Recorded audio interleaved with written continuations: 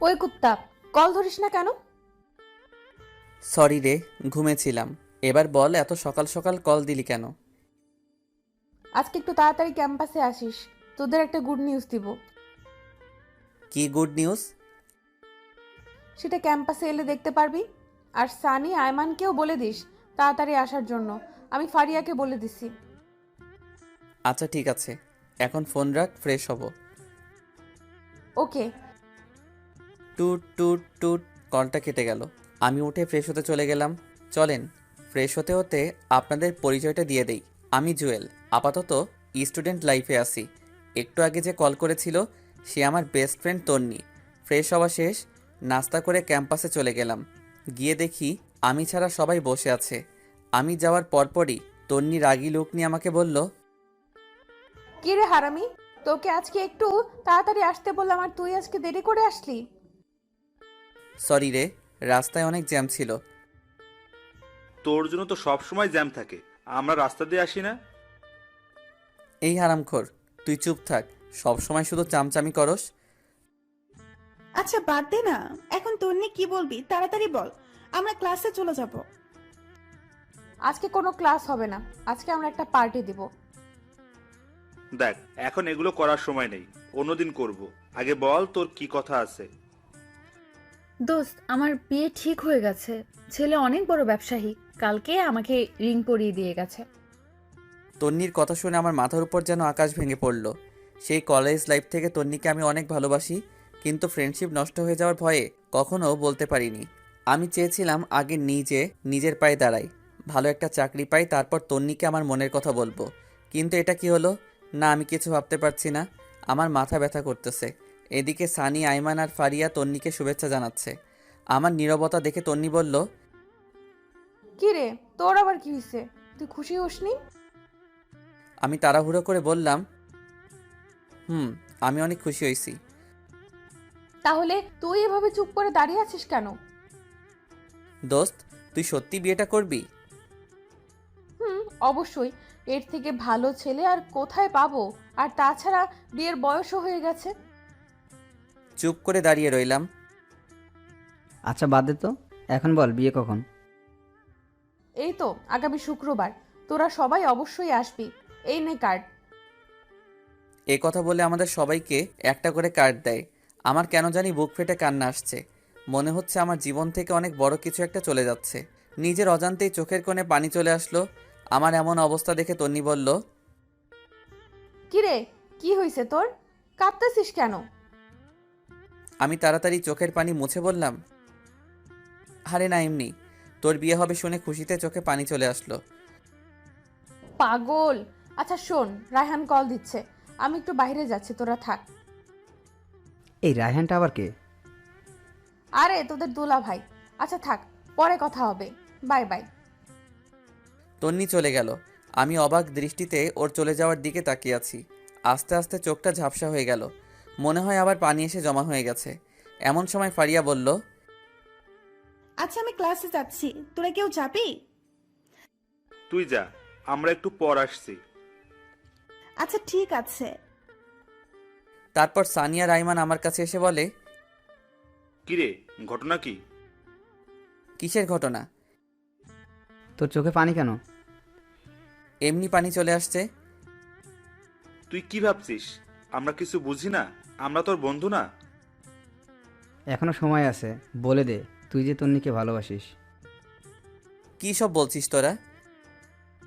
দেখ, এখন নাটক করার সময় নেই। যদি সত্যিই ভালোবাসিস তাহলে তাকে বলে দে, কিছু হবে না, আমরা আসি। আমি আর কিছু না বলে সোজা ক্যাম্পাস থেকে বাসায় চলে আসলাম। সোজা রুমে গিয়ে শুয়ে পড়লাম। তন্নির কথা ভাবছি আর চোখ দিয়ে পানি পড়ছে। ওর কথা ভাবতে ভাবতে কখন যে ঘুমিয়ে পড়েছি মনে নেই। ঘুম থেকে উঠে দেখি সন্ধ্যা হয়ে গেছে। সে 11টার সময় ঘুমাইছি আর এখন সন্ধ্যা হয়ে গেছে। তন্নির কথা মাথা থেকে কিছুতেই যাচ্ছে না। এর মধ্যে আম্মু আমার রুমে আসে এবং বলে, কিরে, এই অবস্থা হয়েছে কেন তোর? কি হয়েছে আমার? চোখ মুখ লাল হয়ে আছে, দেখে মনে হচ্ছে তুই কান্না করেছিস। আরে পাগল নাকি? আমি কেন কান্না করব? অসময়ে ঘুমাইছি তাই হয়তো চোখ লাল হয়ে আছে। পানি দিলে ঠিক হয়ে যাবে। আচ্ছা ঠিক আছে, ফ্রেশ হয়ে আয়, আমি চা নিয়ে আসতেছি। এরপর ফ্রেশ হয়ে চা খেয়ে ছাদে চলে গেলাম। এক কোণে গিয়ে বসলাম আর 4টার দিকে তাকিয়ে আছি। মনের মধ্যে শুধু তন্নির সাথে কাটানো সময়গুলো উকি দিচ্ছে। খুব ইচ্ছে করছে চিৎকার দিয়ে বললি, তন্নি আমি তোকে ভালোবাসি, অনেক ভালোবাসি, কিন্তু পারছি না। মনের মধ্যে অজানা একটা ভয় চেপে রেখেছে। একটু পর দেখলাম তন্নি কল করেছে। কলটা ধরতে ইচ্ছে করছে না, কয়েকবার দেওয়ার পর রিসিভ করলাম। কিরে, তুই কল ধরছিস না কেন? একটু ব্যস্ত ছিলাম, কি বলবি বল। শোন দোস্ত, কালকে আমরা শপিং করতে যাব, তুইও আমাদের সাথে যাবি। সরি, আমি পারবো না। তুই সানি বা আইমানকে নিয়ে যা। তাছাড়া ফারিয়া তো তোর সাথে আছেই। না, ওরা কেউ যাবে না, প্লিজ তুই চল। দেখ, আমার একটু কাজ আছে, আমি যেতে পারবো না। আমি এত কিছু বুঝি না, তুই যাবি। এরপর সে কলটা কেটে দিল। এমনিতেই ওর জন্য অনেক কষ্ট হচ্ছে, এর মধ্যে যদি শপিংয়ে যাই তাহলে আমার মাথা আরও খারাপ হয়ে যাবে। না, কিছুই মাথায় ঢুকছে না। যা হওয়ার তা পরে হবে। আমি কালকেই তন্নিকে আমার মনের কথা বলে দিব। পরের দিন ঘুম ভাঙলো তন্নির কলে। মোবাইলটা হাতে নিয়ে দেখি 22টা কল দিছে। তাড়াতাড়ি উঠে ফ্রেশ হয়ে তন্নিকে একটা টেক্সট পাঠালাম যে আমি আসছি। সারাদিন তন্নির সাথে শপিং করলাম, কথাগুলো বলতে চেয়েও পারলাম না, কেমন জানি অস্বস্তি লাগছে। তন্নির দিকে খেয়াল করে দেখলাম ও অনেক খুশি। এখন কথাগুলো কিভাবে বলবো, যদি ফ্রেন্ডশিপ নষ্ট করে ফেলে। আমি আর কিছু না ভেবে সোজা বাসায় চলে আসলাম। চিন্তা করলাম এখানে আর থাকবো না, তন্নিকে চোখের সামনে অন্য কারো হতে দিতে পারবো না। মনে মনে সিদ্ধান্ত নিলাম তন্নিকে সব কথা খুলে বলবো। যদি সে রাজি হয় তাহলে এখানে থেকে যাব, আর যদি রাজি না হয় তাহলে দেশের বাইরে চলে যাব। তাড়াতাড়ি করে আম্মুর কাছে গেলাম, গিয়ে বললাম, আম্মু আমি বাইরে চলে যাব, এখানে আর পড়ালেখা করব না। তুই না বলেছিলি এখানে তুই বন্ধুদের সাথে থাকবি, বাইরে যাবি না? সেটা আগে বলেছিলাম, এখন আমি আর দেশে থাকবো না। তুমি আব্বুকে ভিসা প্রসেসিং করতে বলো, আমি শুক্রবারের আগে চলে যাব। এত তাড়াতাড়ি কি হবে, সময় লাগবে।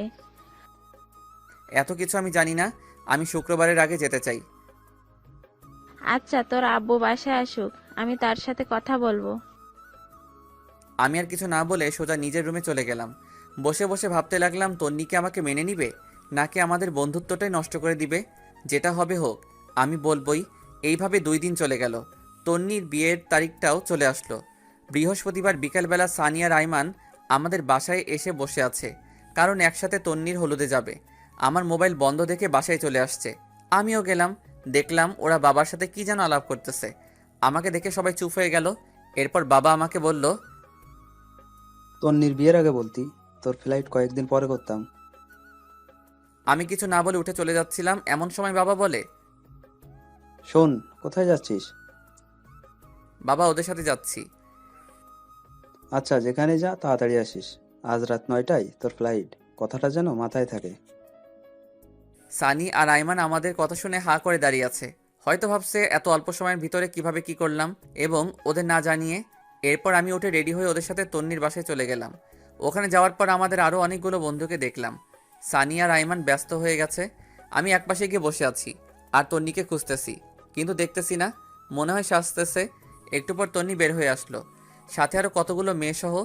আজকে তাকে অনেক সুন্দর লাগছে, যে কেউ দেখলেই প্রেমে পড়ে যাবে।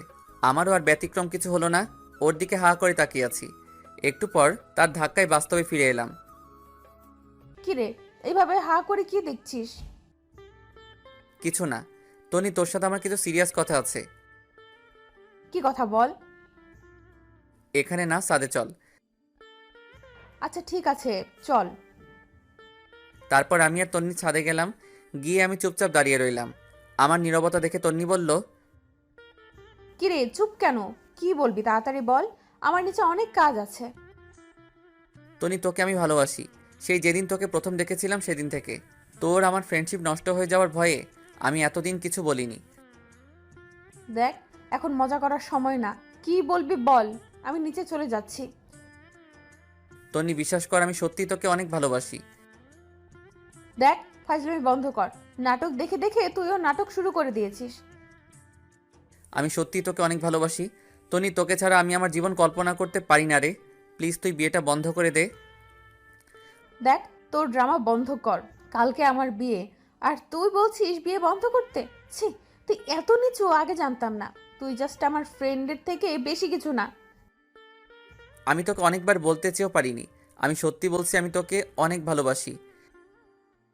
এ কথা বলে আমি তন্নির গালে একটা কিস বসিয়ে দেই, আর সে রাগীভাবে আমার দিকে তাকিয়ে অনেক জোরে একটা ঠাস দেয় এবং ঠাস ঠাস দু গালে চড় বসিয়ে দেয় আর বলতে থাকে, ছি, আমার ভাবতেই অবাক লাগে তোর মতো ছেলের সাথে আমি ফ্রেন্ডশিপ করেছি, তাও আবার বেস্ট ফ্রেন্ড। কালকে আমার বিয়ে আর তুই আজকে এসেছিস আমাকে প্রপোজ করতে। তোর একটুও লজ্জা শরম নেই? তুই আমার কথাটা শোন। তোর কোনো কথাই আমি শুনবো না। তুই এক্ষুনি আমাদের বাসা থেকে চলে যা। তোকে যেন আর কোনো দিন আমার সামনে না দেখি। তোর আর আমার ফ্রেন্ডশিপ এখানেই শেষ। আজ থেকে তুই আমার সাথে কোনো ধরনের যোগাযোগ করার চেষ্টা করবি না। তন্নি প্লিজ আমার কথাটা শোন। তোর সাথে আর কোনো কথা নাই। তুই এখান থেকে চলে যা, না হলে গলা ধাক্কা দিয়ে বের করে দিব। আমি আর কিছু না বলে চোখ মুছতে মুছতে সেখান থেকে বেরিয়ে গেলাম। এরপর বাসায় গিয়ে রেডি হয়ে বাবা আর আমি এয়ারপোর্টের উদ্দেশ্যে রওনা দিলাম। সানি, আইমান কাউকে কিছু জানালাম না। এরপর এয়ারপোর্ট থেকে বাবার কাছ থেকে বিদায় নিয়ে চলে গেলাম দেশ ছেড়ে। অনেক কষ্ট হচ্ছিল প্রিয় মানুষগুলোর জন্য, কিন্তু আমি এখানে থাকলে হয়তো আরও বেশি কষ্ট পাবো। যাওয়ার আগে নিজের ভার্চুয়াল জগতের সবকিছু ডিলিট করে দিলাম। একটা নাম্বারও ওপেন রাখলাম না। সেখানে গিয়ে বেশ কিছুদিন মন খারাপ করে বসেছিলাম। পরে নতুন বন্ধু, নতুন ক্যাম্পাস পেয়ে তন্নির কথা প্রায় ভুলেই গেলাম। আস্তে আস্তে ওখানকার পরিবেশের সাথে নিজেকে মানিয়ে নিলাম। দেখতে দেখতে 2 বছর চলে গেল। আমার পড়ালেখাও শেষ। চিন্তা করলাম এখানেই কোনো চাকরি করব, কিন্তু সেটা আর হলো না। আব্বু আম্মু কল দিয়ে কান্নাকাটি করতেছে। আব্বুকে অনেকবার বলছি আমি এখানে চাকরি করব, বাট আব্বু বলল নিজেদের ব্যবসা দেখাশোনা করার জন্য। সেদিন রাতে বসে বসে ল্যাপটপে কিছু কাজ করছি, এমন সময় বড় খালা আসলো। আমি বিদেশে বড় খালার কাছেই থাকি আর ওখান থেকে পড়াশোনা করি। আমার রুমে আমি খালাকে দেখে বললাম, খালামণি ঘুমাওনি এখনো? না রে বাবা, ঘুম আসছে না। তুই কি করতেছিস? কিছু না খালামণি, একটু কাজ করতেছি। কিছু বলবে? হ্যাঁ বাবা, একটা কথা বলতাম, যদি তুই অনুমতি দিস। আরে কি আজব, আমার সাথে কথা বলার জন্য তোমার অনুমতি লাগবে নাকি? বলো কি বলবে। দেখ বাবা, আমার কোনো সন্তান নেই। তুই আমার নিজের সন্তানের মতোই। তুই যেদিন এখানে এসেছিলি আমি যে কি পরিমাণ খুশি হয়েছি তোকে বলে বোঝাতে পারবো না। আমি ভাবছি তোকে আমি সারা জীবন আমার কাছেই রেখে দেব, কিন্তু সেটা তো অসম্ভব। কেন অসম্ভব? আমি তোমাকে ছেড়ে কোথাও যাচ্ছি না। আর তোমার সন্তান নেই কে বলেছে? আমি তোমার সন্তান। কাল রাতে তোর আম্মু কল করেছিল। কি বলেছে? অনেক অসুস্থ, সারাদিন বাসায় থাকতে থাকতে ওর অনেক কষ্ট হয়। তোর বাবাও বাইরে বাইরে থাকে, তাই আমি বলছিলাম কি তুই দেশে ফিরে যা, তোর মায়ের কাছে থাক, আর একটা ভালো মেয়ে দেখে বিয়ে করে ফেল। তোর মা বাবাও অনেক খুশি হবে। খালামণি সব কিছু ঠিক আছে, বাট আমি দেশেও যাচ্ছি না, অ্যান্ড বিয়ে তো ইম্পসিবল। এরপর খালামণি আমার হাত ধরে বলল, প্লিজ বাবা, এমন করিস না। তোর মা বাবার কথা একবার চিন্তা কর। ওদের কি ইচ্ছা করে না ছেলের বউয়ের সাথে সময় কাটাতে, নাতিদের সাথে একটু খেলা করতে? প্লিজ বাবা, তুই দেশে ফিরে যা। প্রয়োজনে মাঝে মাঝে এখানে আসিস, কিছুদিন থাকবি, ঘুরবি, ভালো লাগবে। প্লিজ বাবা, না করিস না। আচ্ছা ঠিক আছে দেখি। দেখ না, তুই কালকেই যাবি। এই নে টিকিট। এই কথা বলে আমার হাতে একটা টিকিট ধরিয়ে দিল। আমি অবাক হয়ে জিজ্ঞেস করলাম, খালামণি এটা কখন করলে? তোর এত কিছু জানার দরকার নেই। আর শোন, আমি কিছু জিনিস কিনে রেখেছি, এগুলো নিয়ে যাবি। এখন ঘুমা। পরের দিন সবকিছু ঠিকঠাক করে খালামণির কাছ থেকে বিদায় নিয়ে চলে আসলাম দেশে। বাবা মা আগে থেকেই এয়ারপোর্টে ছিল। আমাকে দেখে কান্না শুরু করে দিল। মায়ের দিকে তাকিয়ে আমি অবাক হয়ে গেলাম। অনেক অসুস্থ, ঠিকমতো দাঁড়াতেও পারছে না। বাবার অবস্থাও আগের মতো নেই। এরপর বাবা আর মায়ের সাথে বাসায় গিয়ে খাওয়া দাওয়া করে ঘুমিয়ে পড়লাম। আগের সিমটা আবার ওপেন করলাম। কল আর মেসেজ এসে পুরো সিম ফুল হয়ে আছে। একটা জিনিস দেখে খারাপ লাগলো, তনি একটাবার কল তো দূরের কথা, একটা মেসেজও দেয়নি। হয়তো অনেক সুখে আছে, অনেক ভালো আছে, তাই আমাকে আর প্রয়োজন মনে করেনি। চোখের কোণে পানি এসে জমা হয়ে গেল। আমি সানির নাম্বারটাতে কল দিলাম। কয়েকবার দেওয়ার পর কল ধরেই সানি বলতে শুরু করলো, কিরে তুই বাইসে আসিস? কেন, মরলে খুশি হতি নাকি? এই শালা কথা বলবি না তুই। তোর সাথে কোনো কথা নাই, আমি তোর কেউ না। প্লিজ ভাই রাগ করিস না, তোকে আমি সব কিছু বলবো। কিচ্ছু বলতে হবে না তোর, তুই তোর মতো থাক। আচ্ছা শোন, বিকেলে কফি শপে আয়, তোদের সাথে দেখা করব, আর কিছু কথা আছে। আইমান আর ফারিয়াকে একটু কষ্ট করে বলে দিস।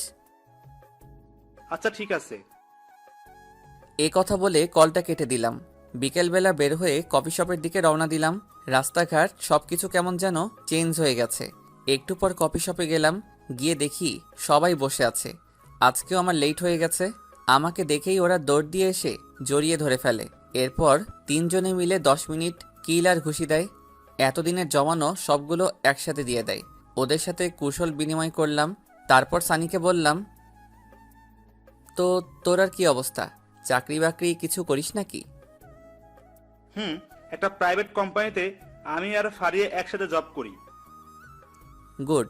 আইমান তুই কি করিস? কি আর করবো, বাবার সাথেই আছি ব্যবসা নিয়ে।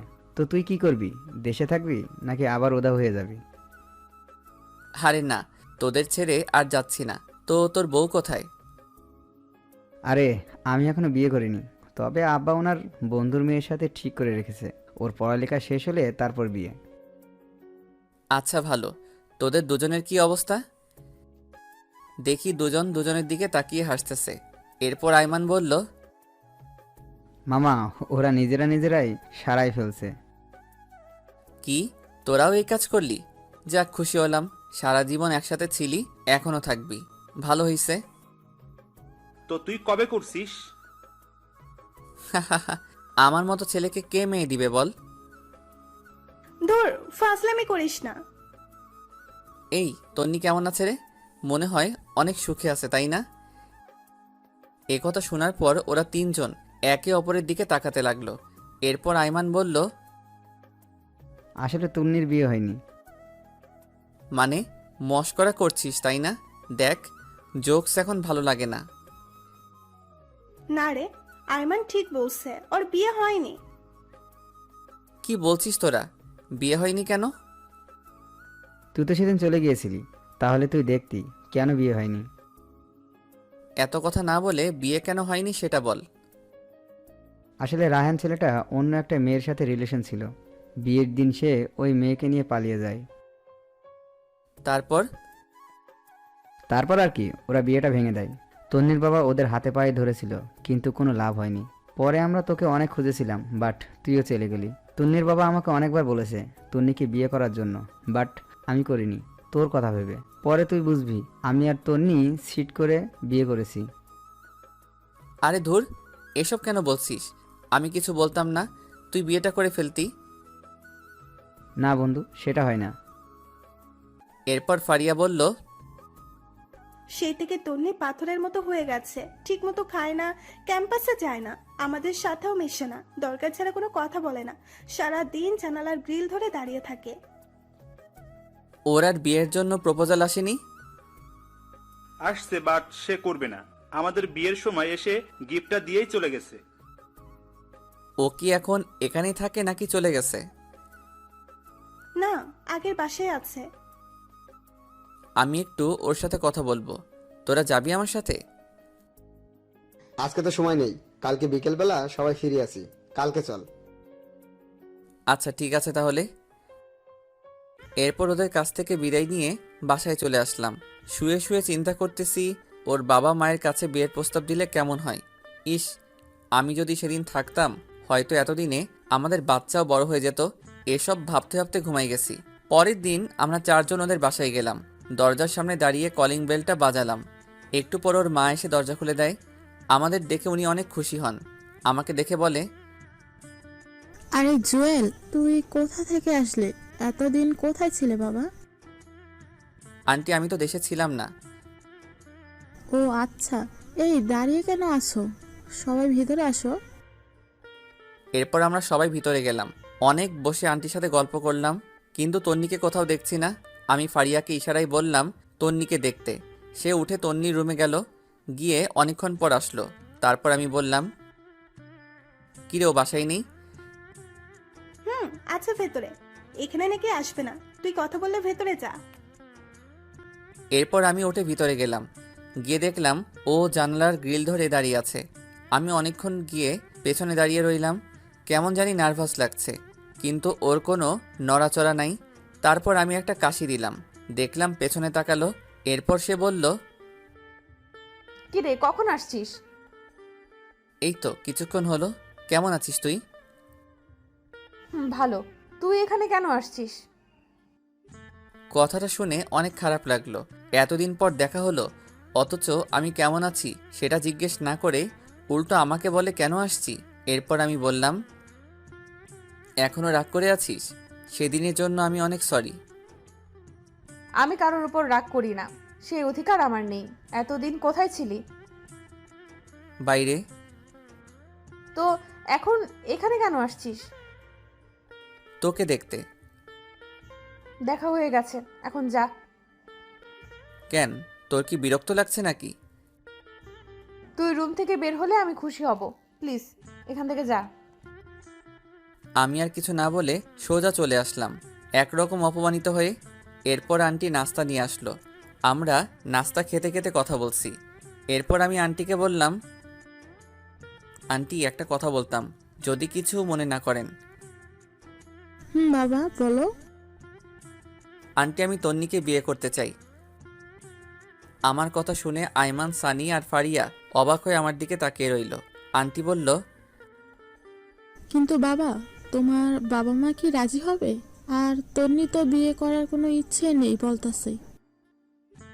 আন্টি, আমার মা বাবা আমার উপর কোনো কথা বলবে না। আপনি যদি রাজি থাকেন আমি তন্নিকে বিয়ে করব। বাবা ঠিক আছে, কিন্তু তন্নি? আন্টি, বিয়ের পর সব কিছু ঠিক হয়ে যাবে। আচ্ছা বাবা, দেখি কি করা যায়। তারপর আমি, আইমান, সানি আর ফারিয়া তন্নিদের বাসা থেকে চলে আসলাম। পরে আমি আব্বু আর আম্মুকে বললাম তন্নির কথা। আমার কথা শুনে ওনারা তো অনেক খুশি। বললেন, তোর পছন্দই আমাদের পছন্দ, আর তন্নি মেয়েটাকে আমারও অনেক ভালো লাগে। অবশেষে আমাদের বিয়েটা হয়ে গেল। তন্নিকে একরকম জোর করে বিয়েটা দেওয়া হয়েছে। কবুল বলার সময় দেখলাম সে বলতে চাচ্ছে না। ফারিয়া আর ওর মায়ের জোরাজোরিতে বলল, এখন প্রায় রাত 12টা। আমি, সানি আর আইমান ছাদের উপর বসে বসে আড্ডা দিচ্ছি। এমন সময় ফারিয়া উপরে আসলো আর এসে আমাকে বলল, কি রে তুই এখানে? তো কোথায় থাকবো? আজকে না তোর বাসর রাত? তন্নি অনেক আগে থেকে একা একা বসে আছে, যা ঘরে যা। বন্ধু যা, আর বসে থাকা ঠিক হবে না। এরপর আমি উঠে আস্তে আস্তে রুমের দিকে হাঁটা দিলাম। এমন সময় সানি বলল, মামা, মনে করে বেলটা মারিস, আর কোনো দরকার হলে আমাকে কল দিস। আই ফাজিল, তোর মুখে কি কিছুই আটকায় না? সবাই কি তোর মতো নাকি? আমি আর কিছু না বলে একটা মুচকি হাসি দিয়ে ছাদ থেকে চলে আসলাম। বাসর ঘরের সামনে দাঁড়িয়ে আছি। কেমন জানি ভয় লাগতেছে, আবার লজ্জাও। অনেকক্ষণ দাঁড়িয়ে থেকে আস্তে করে দরজাটা খুলে ভিতরে প্রবেশ করলাম। দরজাটা লাগিয়ে দিলাম। দেখলাম তন্নি মাথা নিচু করে বসে আছে। আমি গিয়ে খাটের উপর বসলাম। এমন সময় তন্নি আমাকে বলল, তোর সাথে আমার কিছু কথা আছে। কি কথা বল। আর শোন, আজকে থেকে আমি তোর স্বামী, সো আর তুই করে বলবি না, তুমি করে বলবি, অ্যান্ড আমিও বলবো। দেখ, তোকে আমি কখনোই স্বামী হিসেবে মানতে পারবো না। তুই জাস্ট আমার ফ্রেন্ড। তাহলে বিয়েতে মত দিলি কেন? তোর কি ধারণা আমি নিজে থেকে মত দিছি? জীবনেও না। মা আমাকে ওনার মরার কসম দিয়েছে, সেজন্য আমি বিয়েটা করেছি। তোর মায়ের কসমের জন্য তুই আমার জীবন নষ্ট করবি নাকি? তো তুই এখন কি চাস? তুই জীবনেও আমার কাছে স্বামীর অধিকার দেখাতে পারবি না। তুই তোর মতো আর আমি আমার মতো। ওকে, আমি তোর উপর কোনো অধিকার খাটাবো না। অন্তত আমার মা বাবার সামনে একটু নাটক করিস, না হলে ওনারা অনেক কষ্ট পাবে। চেষ্টা করব। আমি আর কিছু না বলে খাটে ঘুমাতে যাব, এমন সময় তন্নি আবারও চিৎকার দিয়ে ওঠে আর আমাকে বলে, কি করছিস তুই? কি করলাম? ঘুমাতে যাচ্ছি। ঘুমাবি ভালো কথা, কিন্তু খাটে কেন? তাহলে কোথায় ঘুমাবো? যেখানে খুশি সেখানে ঘুমা, দরকার হলে সোফায় ঘুমা, বাট খাটে ঘুমাতে পারবি না। এটা আবার কেমন কথা? খাট থাকতে সোফায় কেন ঘুমাবো? কারণ তোর সাথে এক খাটে ঘুমানোর কোনো ইচ্ছাই আমার নেই, তো তুই খাটে ঘুমাবি না। আমি আর কিছু না বলে একটা বালিশ নিয়ে লাইট অফ করে সোফায় ঘুমিয়ে পড়লাম। তন্নিও খাটের উপর শুয়ে পড়ল। আমার কিছুতেই ঘুম আসছে না। পরে আমি উঠে বেলকনিতে চলে গেলাম। মনে মনে ভাবতে লাগলাম, আমার মতো অবাগা হয়তো পৃথিবীতে আর দ্বিতীয়টা নেই। এই বাসরঘর নিয়ে কত কিছু চিন্তা করে রাখছি, বাট কিছুই হলো না। মনে মনে ভাবলাম তন্নির সাথে ফ্রেন্ডশিপটা না হলেই ভালো হতো, সুন্দর একটা জীবন পেতাম। নিয়তি বারবার ওর কাছেই আমাকে নিয়ে আসে। এসব ভাবতে ভাবতে কখন যে চোখের কোণে পানি এসে জমা হয়েছে বুঝতেই পারিনি। এমন সময় খেয়াল করলাম রুম থেকে কান্নার আওয়াজ আসছে। আমি তাড়াতাড়ি রুমে ঢুকে লাইটটা অন করলাম। দেখলাম তন্নি ফুপিয়ে ফুপিয়ে কাঁদছে। লাইট অন করাতেই কান্না বন্ধ করে দিল। তারপর আমি বললাম, কি রে, তুই এখনো ঘুমাসনি? আর কান্না করতেছিস কেন? না এমনি। তুই কোথায় ছিলি? বারান্দায় ছিলাম। ঘুমিয়ে পড়, বেশি রাত জাগলে আবার শরীর খারাপ করবে। তুইও ঘুমিয়ে পড়। আমি আর কিছু না বলে লাইটটা অফ করে দিলাম। খেয়াল করে দেখলাম ওর মোবাইলে রায়হান ছেলেটার ছবি। এবার বুঝতে পারছি তন্নি কেন কান্না করছে। হয়তো ছেলেটাকে অনেক ভালোবেসে ফেলেছে। মনে মনে বললাম, বালিকা, তুমি আমাকে চেনো না, আমি কোন জলের মাছ। তোমাকে আমার প্রতি দুর্বল করে তারপর প্রত্যেকটা কথার প্রতিশোধ নিব। কোথাকার একটা ছেলের জন্য তুমি আমার ভালোবাসাকে 2 টাকার দামও দিচ্ছ না। এসব ভাবতে ভাবতে কখন যে ঘুমিয়ে গেছি মনে নেই। সকালবেলা একটা মিষ্টি কণ্ঠে ঘুম ভাঙলো। তাকিয়ে দেখি এটা তন্নি। এইমাত্র গোসল করে আসছে। ওর চেহারাটা অনেক মায়াবী লাগছে। আমি অনেকক্ষণ তাকিয়ে থাকার পর তন্নি বলল, ওই এইভাবে ছ্যাঁচড়াদের মতো তাকিয়ে না থেকে তাড়াতাড়ি উঠে ফ্রেশ হয়ে নে। আম্মা এসে কয়েকবার ডেকে গেছে নাস্তা করার জন্য। আমি কিছুই না বলে ওয়াশরুমে চলে গেলাম। ফ্রেশ হতে হতে ভাবলাম, তন্নি মনে হয় জীবনেও আমাকে মেনে নিবে না। ফ্রেশ হয়ে রুমে আসতে দেখালাম তন্নি মনমরা হয়ে বসে আছে। আমাকে দেখেই নিচে চলে গেল। আমিও রেডি হয়ে নিচে গেলাম। গিয়ে দেখি আমি ছাড়া সবাই বসে আছে। সবাই একসাথে নাস্তা করলাম। এরপর বাবা বললেন, নাস্তা করে দেখতো আইমান আর সানি কোথায়? ওদেরকে বাবুর্চির কাছে পাঠাইছিলাম। বাবার কথা শুনে আমি হাসা শুরু করলাম। হায়রে, আমার বন্ধুগুলা বাবুর্চির কাজ করছে। তারপর বাবা বললেন, না হেসে বাইরে গিয়ে ওদের দেখ।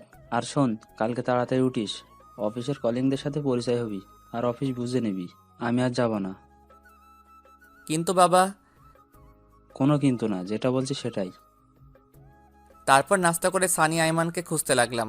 বেশ ভালোভাবেই বৌভাতের অনুষ্ঠানটা শেষ হয়। এরপর রাতে যখন আবার ঘুমাতে যাই, গিয়ে দেখি তন্নি আগে থেকেই বিছানায় শুয়ে আছে। আমি কিছু না বলে ছাদে চলে গেলাম। সারা রাত ওখানেই কাটিয়ে দিলাম। পরের দিন সকালবেলা নাস্তা করে বাবার সাথে অফিসে চলে গেলাম। বাবা সবার সাথে পরিচয় করিয়ে দিলেন এবং এটাও বললেন যে আজ থেকে আমি ওদের বস। সবাই আমাকে অভিনন্দন জানালো। সেদিন সবার সাথে পরিচিত হয়ে বাসায় চলে আসলাম। এইভাবে 1 সপ্তাহ চলে গেল। তন্নির সাথে আমার আর তেমন কথা হয় না, দরকার ছাড়া আর কোনো কথা নেই। সেদিন সকালে নাস্তা করে অফিসে এসে কিছু দরকারি কাজ সেরে নিলাম। তারপর চেয়ারটাতে গা এলিয়ে দিয়ে চোখটা বন্ধ করলাম। এমন সময় ইউসুফের কল। কিরে দোস্ত, কি অবস্থা? বিয়ে করে তো আমাদের ভুলে গেলি। আরে না, কি যে বলিস, তোদের কেন ভুলবো? দোস্ত, তোর বিয়েতে আসতে পারিনি, আম্মু অসুস্থ ছিল, কিছু মনে করিস না। আরে না, তো বল আন্টি কেমন আছে? আগের থেকে ভালো। তোর বাসার সবাই কেমন আছে? না রে দোস্ত, তেমন ভালো নাই। আম্মু আব্বু দুজনই অসুস্থ। এক কাজ কর, ওনাদেরকে নিয়ে দূরে কোথাও থেকে ঘুরে আয়। যদি পারিস দেশের বাইরে যা, ভালো লাগবে। ঠিক বলেছিস। আচ্ছা, দেখি কি করা যায়। এ কথা বলেই কলটা কেটে দিলাম। মনে মনে চিন্তা করলাম, কোথাও থেকে ঘুরে আসলে মন্দ হয় না। এগুলো ভাবতে ভাবতে দেখি টিফিনের সময় হয়ে গেছে।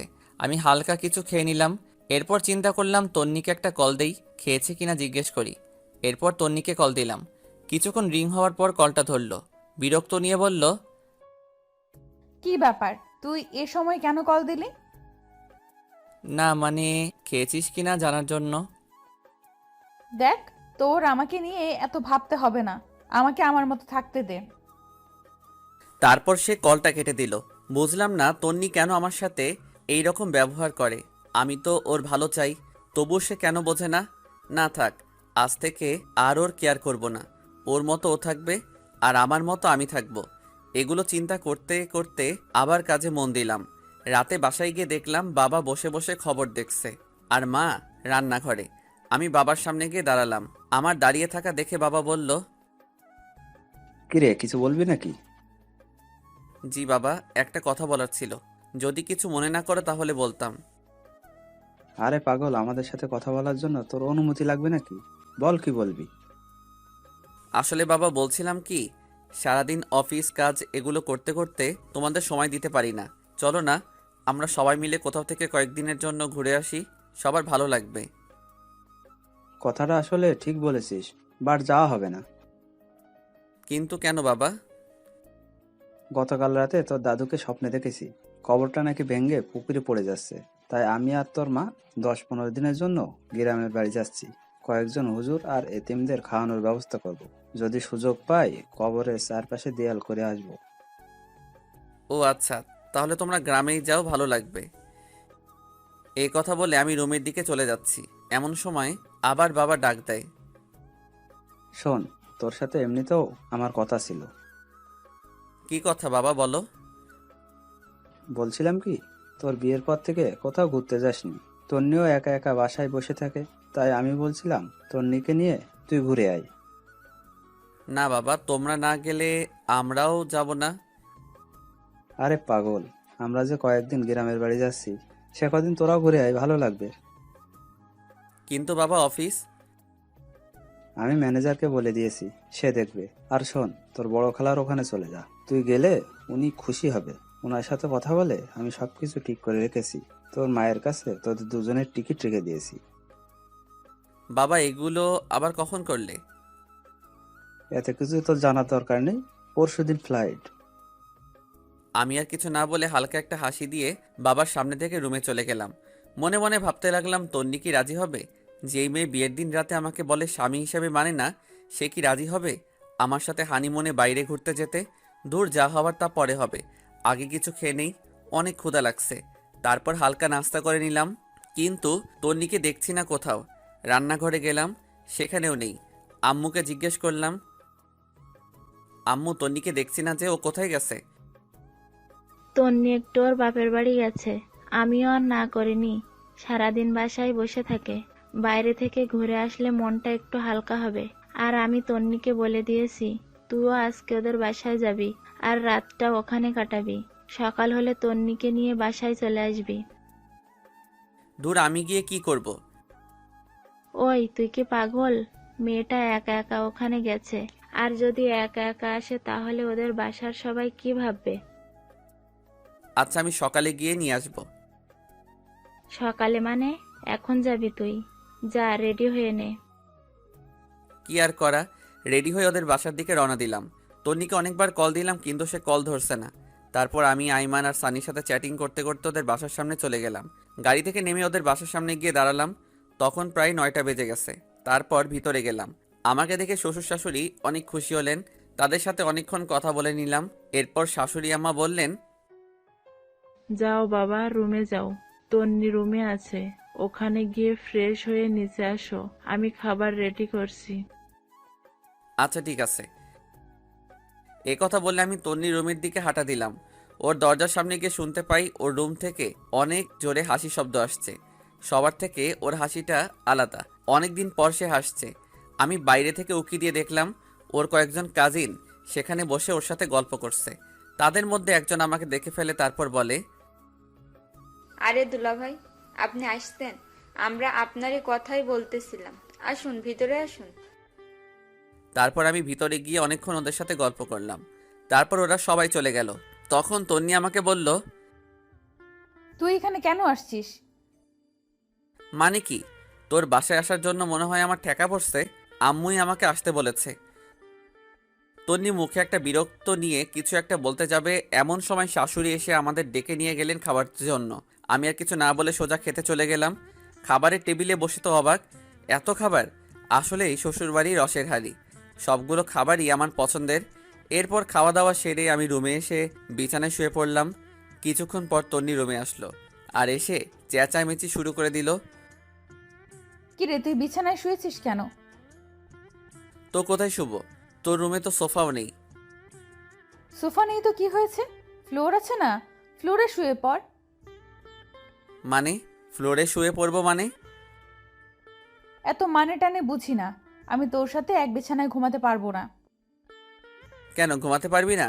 শোন, বিয়েটা যেভাবেই হোক, এখন আমি তোর স্বামী। আর তোর ভয়ের কিছু নেই। আমি তোকে কিছু করব না। সেটাও যদি না হয় তাহলে তুই নিজেই ফ্লোরে শুয়ে পড়।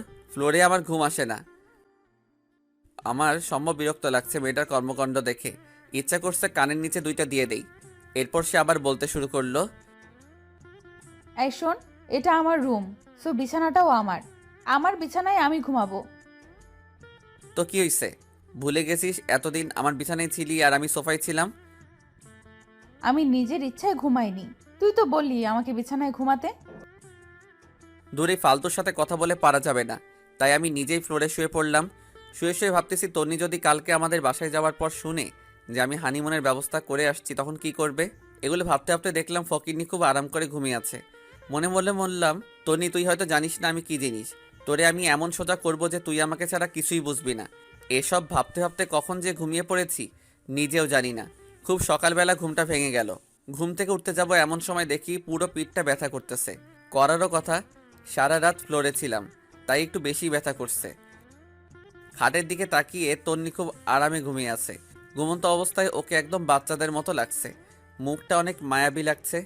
আমি অনেকক্ষণ তাকিয়ে রইলাম। একটু পর দেখলাম ওর কতগুলো চুল উড়ে এসে মুখটা ঘুরে রাখছে। ইচ্ছে করছে চুলগুলোকে আলতো করে আবার পেছনে সরিয়ে দেই। বিয়ের পর থেকে এখনো পর্যন্ত তন্নিকে টাচও করিনি। এখন খুব ইচ্ছা করছে ওর মায়াবী মুখটা একটু হাত বুলিয়ে দিতে, কিন্তু যদি জেগে যায় তাহলে আমার 12টা বাজাবে। কিন্তু নিজের ইচ্ছাটাকে আর কন্ট্রোল করতে পারলাম না। ওর মুখের চুলগুলো আস্তে আস্তে সরাতে লাগলাম। হঠাৎ করেই তন্নির ঘুম ভেঙে যায় আর আমাকে ওর এত কাছে দেখে চিৎকার দিয়ে ওঠে এবং সাথে সাথে আমার মুখে ঠাস ঠাস 2টা চর বসিয়ে দেয়। তারপর রেগে চোখ মুখ লাল করে আমাকে বলতে লাগলো, ছি, তুই এত নোংরা! আমি তো তোকে ভালো মানুষ ভাবছিলাম, কিন্তু তুই যে এত নিম্নমানের আমি তো জানতাম না। তোর সাথে কথা বলতেই আমার রাগ হচ্ছে। তুই ভুল ভাবতেছিস, আমার কথা শোন। তোর কোনো কথাই আমি শুনবো না। এমন সময় তন্নির আম্মু এসে আমাদের ডাক দেয় এবং বলে তাড়াতাড়ি নিচে যেতে, নাস্তা রেডি। তারপর আমি আর কিছু না বলে ওয়াশরুমে চলে যাই। ফ্রেশ হয়ে এসে ওর রুমে বসে আছি। সেও কোথায় যেন গেছেন। বসে বসে ভাবছি, মানুষ করো সহজে অবিশ্বাস করতে পারে। আমি যদি জোর করে কিছু করার চেষ্টা করতাম তাহলে তো বিয়ের প্রথম রাতেই করতে পারতাম, বাট ওগুলো তো আমার মনে নেই। একটু পর তন্নি এসে আমাকে নিয়ে নাস্তা করতে গেল। আমিও কোনো কথা না বলে চুপচাপ নাস্তা করে রুমে চলে আসলাম। এসে রেডি হচ্ছি, কারণ তন্নিকে বাসায় দিয়ে এসে আমি আবার অফিসে চলে যাব। তন্নিও রেডি হয়ে আসলো। অতপর তাকে বাসায় দিয়ে আসলাম। অফিসে গিয়ে দেখি অনেক কাজ জমে আছে, এক নাগাড়ে করতে লাগলাম। ঘড়ির দিকে তাকিয়ে দেখি 2টা বাজে। না, এখন আর কাজ করা যাবে না। আমি উঠে নামাজ পড়লাম, তারপরে ক্যান্টিনে গেলাম নাস্তা খাওয়ার জন্য। এমন সময় তন্নির কল আসলো। বলো, কি হয়েছে? কিন্তু কলটা দিয়েছে বাবা। তারপর উনি বলল, তন্নি না, আমি তোর বাবা বলছি। বাবা এই সময় কল দিয়েছো, কিছু বলবে? তুই এখন কোথায়? ক্যান্টিনে এসেছি নাস্তা করার জন্য। নাস্তা করার দরকার নেই, তুই বাসায় আয়, একসাথে খাবো। কিন্তু বাবা। কোনো কিন্তু না, তোর সাথে কথা আছে। আচ্ছা ঠিক আছে, আসতেছি। এরপর আমি বাসায় চলে গেলাম। গিয়ে দেখি সবাই খাবার টেবিলে বসে আছে, মনে হচ্ছে আমার জন্য বসে আছে। আমি গিয়ে মায়ের পাশে বসলাম। খাওয়া দাওয়া শুরু হলো। এক সময় বাবা বলল, তোকে যে বলেছিলাম আমরা গ্রামের বাড়ি যাব, মনে আছে তোর? তোর দাদা দাদুর কবর পাকা করব। আছে, কিন্তু কিন্তু কি? আমি কোথাও যেতে পারবো না। আরে তুই আমাদের সাথে যাবি কেন? তোরা তো ঘুরতে যাচ্ছিস। না বাবা, আমরা কোথাও যাচ্ছি না। দরকার হলে তন্নিকে তোমাদের সাথে নিয়ে যাও। দেখলাম তন্নি আমার দিকে আর চোখে তাকিয়ে আছে। তারপর মা বললেন, এটা কেমন কথা? তুই না কালকে বললি তোরা ঘুরতে যাবি? বলেছিলাম, বাট আর যাব না, আমার কাজ আছে, সবকিছু ক্যান্সেল করে দিয়েছি। তারপর বাবা তন্নিকে জিজ্ঞেস করলো ওনাদের সাথে যাবে কিনা। তন্নি না করে দিল। আমিও আর কিছু না বলে সোজা রুমে চলে গেলাম। বিকেলবেলা আর অফিসে গেলাম না। সেদিন বিকেলবেলা সানি আর আইমানের সাথে আড্ডা দিলাম অনেকক্ষণ। এর মধ্যে আইমান আমাকে বলল, এই জুয়েল, তুনি কি তোকে মেনে নিয়েছে নাকি এখনো পাগলামি করে? আমি টেনশনে পড়ে গেলাম। সত্যি বলবো নাকি মিথ্যা বলবো চিন্তা করতেছি। আর চুপ করে থাকা দেখে সানি বলল, আমরা সব জানি, তবুও তোর মুখ থেকে শুনতে চাই। তাহলে আমরা নিজেরা কিছু করে সবকিছু ঠিকঠাক করতে পারবো মনে হয়। সানি আর আয়মানের কথা শুনে একটু শান্তি লাগলো। আসলেই বন্ধু ছাড়া কোনো কিছু হয় না। তারপর আমি পুরো ঘটনাগুলো ওদের দুজনকে বললাম। তারপর আমি সানিকে বললাম, এই সানি, ফারিয়া তো আমাদের বন্ধু, বাট তুই যে ওকে বিয়ে করেছিস, সে কি তোর সাথে এমন করে? আরে না, ও আমার অনেক কেয়ার করে। আরে সানি তো বাসর রাতেই বিড়াল মেরে ফেলেছে। এ কথা বলে সবাই হাসাহাসি শুরু করলাম। একটু পর আয়মান আমাকে বলল, জেল শোন, একটা বুদ্ধি দিই, আমার ধারণা 100% কাজে দিবে। আরে তাড়াতাড়ি বল। তুই আজ থেকে তন্নির কোনো কেয়ার করবি না, ওকে সব সময় এড়িয়ে যাবি, খারাপ ব্যবহার করবি, দেখবি সোজা হয়ে গেছে। আরে না, এটা কি করে হয়? আমি ওকে অনেক ভালোবাসি। আরে বেটা শোন, ভালোবাসি বলে লাভ হবে না, ওর মনেও ভালোবাসা আনতে হবে। তুই আজ থেকে ওকে এড়িয়ে যা, দেখবি ও ঠিক হয়ে যাবে। আচ্ছা, দেখি কি করা যায়। এরপর আমি বাসায় চলে যাই। রুমে ঢোকার সাথে সাথে তন্নির প্রশ্ন করা শুরু হয়ে গেল। কোথায় ছিলি এতক্ষণ? অফিসে ছিলাম। অফিস কি 12টা পর্যন্ত হয় নাকি? সেটা তো না জানলেও চলবে। আর আমি কি করব না করব, কোথায় যাব নাকি যাব না, সেটা তোকে বলতে হবে নাকি? আমাকে বলতে হবে না, এত রাত পর্যন্ত জেগে থাকতে আমি পারবো না। তোকে জেগে থাকতে কেউ বলছে নাকি? তুই ঘুমা। তুই আমার সাথে এইভাবে কথা বলতেছিস কেন? কিভাবে বলছি? সারাদিন অফিস করছি, বিরক্ত লাগছে, যা। ও, এখন তো বিরক্ত লাগবে তাই না? চুপ করবি নাকি কানের নিচে 2টা দিব? কি, আমাকে মারবি? তোকে মারতে কি কারো পারমিশন লাগবে নাকি? চুপ কর, নইলে লাথি দিয়ে রুম থেকে বাহির করব। দেখলাম তন্নি চোখ মুখ লাল করে শুয়ে পড়ল। মনে মনে আয়মানকে ধন্যবাদ দিলাম। আসলে আপনারা যেমনটা দেখছেন, বাস্তবে আমি তেমন নই।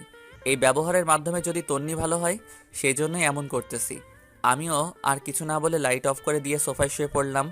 সকালে ঘুম থেকে উঠে দেখলাম তন্নি বিছানায় নেই। আমি ফ্রেশ হয়ে নিচে গেলাম। দেখলাম তন্নি আব্বু আম্মুর ব্যাগ আর জিনিসগুলো রেডি করে দিচ্ছে। আমি যাওয়ার পর সবাই নাস্তা করতে বসলাম। মা বললেন, শোন, একটা কথা বলতাম। বলো। আমরা যাওয়ার পর তন্নি একটু ওর বাপের বাড়ি যাবে, তুই একটু দিয়ে আসিস। আমার সময় নেই, যে যাওয়ার সে একাই যাবে। আর বাপের বাড়ি থেকে কালকেই তো আসলো।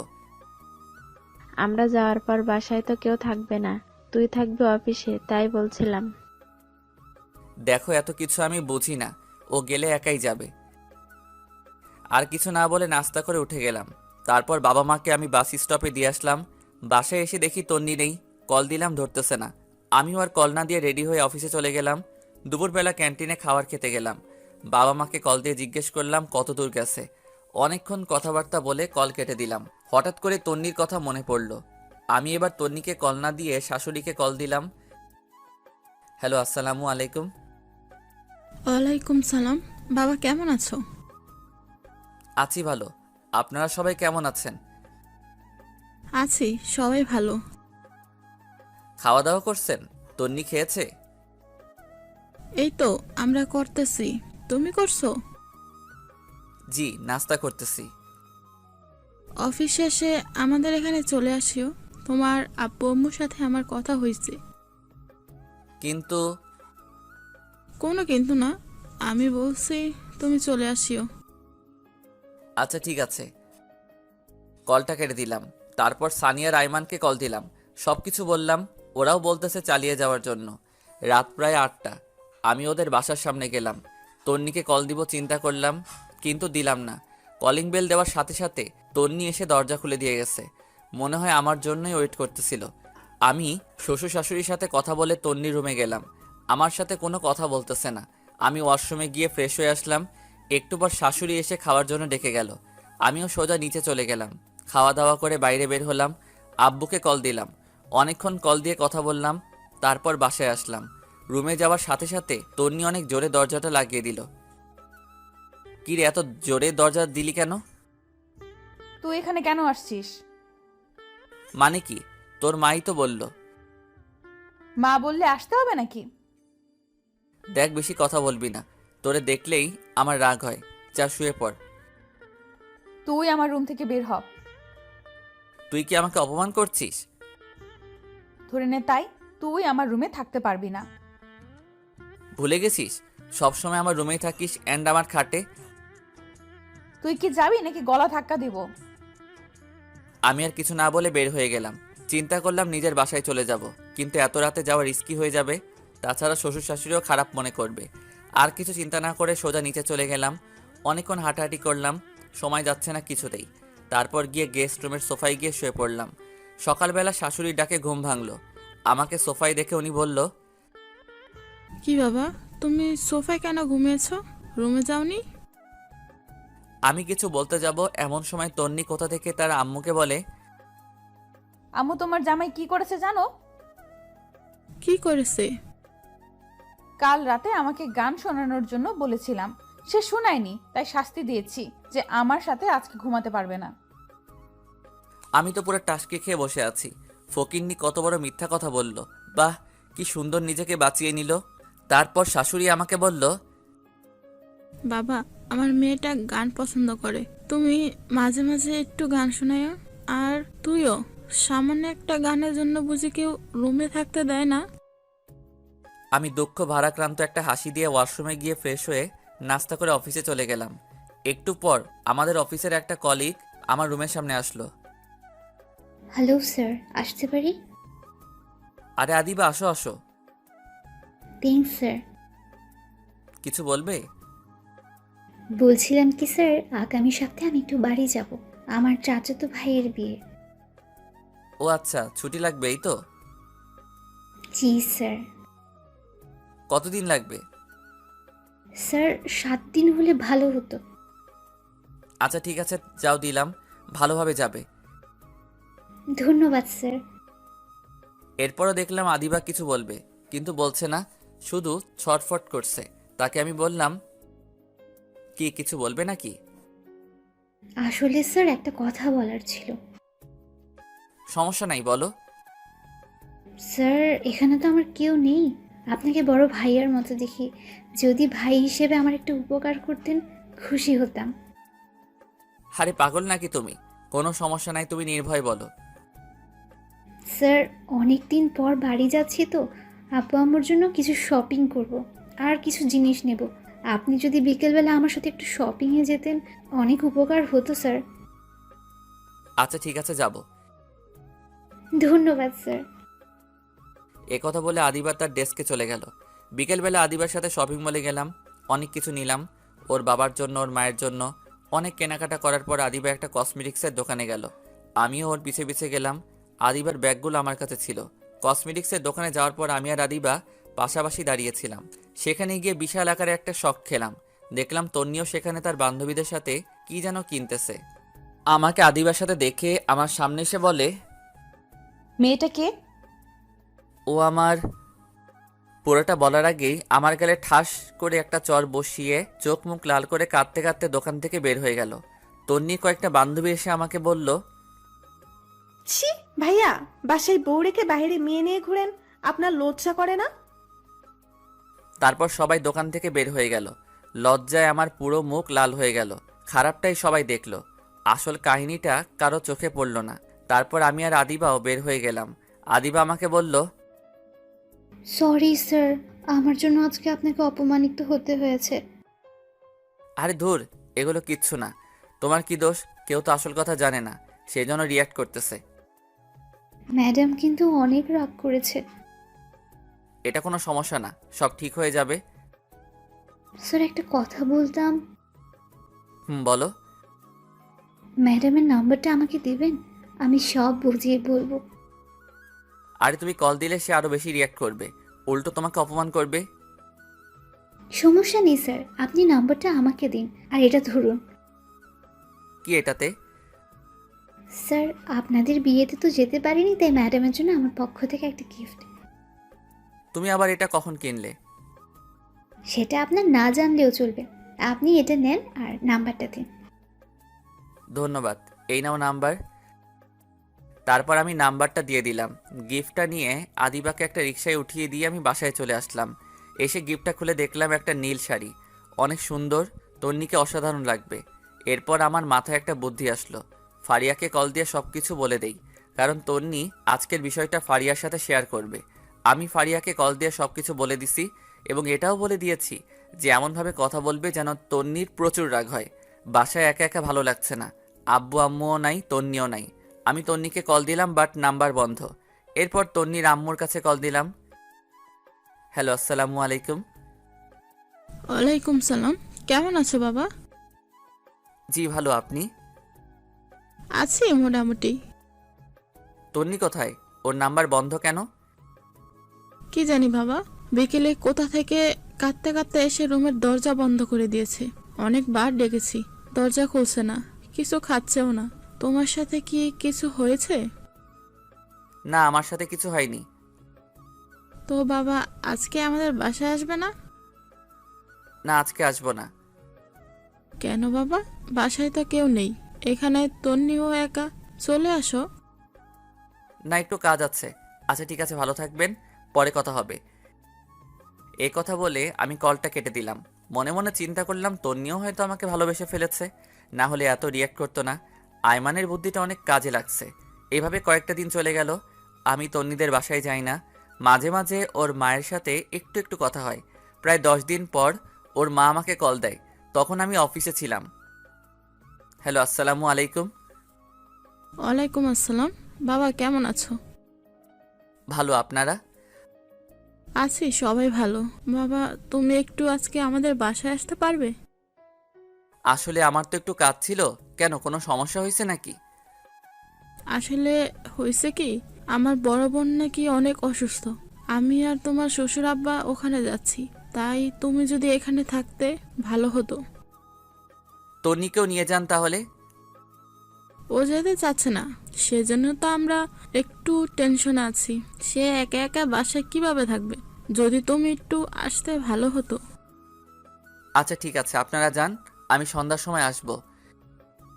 এই কথা বলে কলটা কেটে দিলাম। কেমন জানি খুব খারাপ লাগছে আজকে। অনেকদিন পর ওর সাথে দেখা করতে যাচ্ছি। রাত প্রায় 8টার সময় ওদের বাসায় গেলাম। কলিং বেল বাজানোর সাথে সাথেই দরজা খুলে দিল। মনে হয় আমার জন্যই অপেক্ষা করছিল। ভিতরে গেলাম, দেখলাম চোখ মুখ লাল করে বসে আছে। দেখতে বাচ্চাদের মতো লাগছে। তারপর আমি বললাম, কেমন আছিস? তুই এখানে কেন আসছিস? আম্মা বলেছে তাই। লজ্জা করে না অন্য মেয়েদের সাথে ঘুরে এখন এখানে আসতে? সেটা আমার ব্যাপার, আমি তো তোর কেউ না। আমাকে নিয়ে তোর এত মাথা ব্যথা কেন? তোর মতো ফালতুকে বিয়ে করাই আমার ভুল হয়েছে। আগে জানলে জীবনও কবুল বলতাম না। আমার মাথা গরম করবি না। কি করবি তুই? রাগে আমার পুরো শরীরের লোম দাঁড়িয়ে গেছে। আমি কোনো কথা না বলে ব্যাগটা রেখে ওয়াশরুমে চলে গেলাম। ফ্রেশ হয়ে এসে দেখি তন্নি নেই, মনে হয় ঘুমিয়ে গেছে। আমি আর ওর রুমে গেলাম না, সামনে গেস্ট রুমের সোফায় শুয়ে রইলাম, কিন্তু ঘুম আসছে না। একটু পর আস্তে আস্তে উঠে তন্নির রুমের দিকে গেলাম, দেখলাম ও ঘুমিয়ে আছে। অনেকক্ষণ আমি বাইরে থেকে দাঁড়িয়ে দাঁড়িয়ে ওকে দেখলাম। হঠাৎ করে খেয়াল করলাম ওর পুরো শরীর কাঁপতেছে। আমি তাড়াতাড়ি রুমে গেলাম, কপালে হাত দিয়ে দেখি জ্বরে পুরো শরীর পুড়ে যাচ্ছে। আমি তো টেনশনে পড়ে গেলাম, কি করব বুঝতে পারতেছি না। পরে কিচেন রুম থেকে একটা বাটি নিয়ে এসে ওর মাথায় জলপট্টি দিলাম অনেকক্ষণ, কিন্তু কিছুতেই কমছে না।